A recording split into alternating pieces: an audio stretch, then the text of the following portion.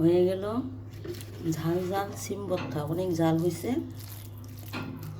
ঝাল ঝাল সিম ভর্তা হয়ে গেল। আসসালামু আলাইকুম। এগুলো দিয়ে হাতে মাখানো সিমের ভর্তা হবে। সিম সিদ্ধ করতেছি, সাথে কাঁচামরিচ সিদ্ধ করতেছি, একটু লবণ দিয়ে সিদ্ধ করবো, একবার পুরা পুরা করে হাতে মাখানো সিমের ভর্তা হবে। এই যে সিদ্ধ হয়ে গেছে, এগুলি পুরা পুরা করবো। কাঁচামরিচগুলো ভেঙে দিলাম। এই যে হয়ে গেছে পুরো পুরা একবারে।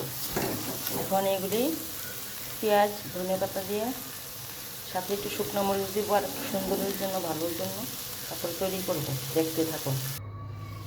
যে এখানে ধনেপাতা, পেঁয়াজ, আমি লাল মরিচও দিব সাথে, মরিচ টালা, আর এই সিম কাঁচামরিচ সেদ্ধ করা, এগুলি এখন ভর্তা বানানো হবে। যে লবণ দিলাম, আগেও সিমে লবণ দেওয়া আছে।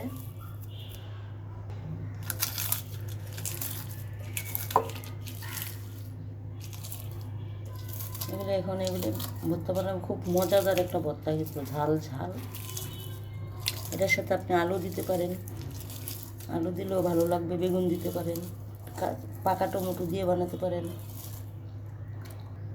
এই যে মাখা হয়ে গেল, এখন এটা সিমটা মাখা দিব।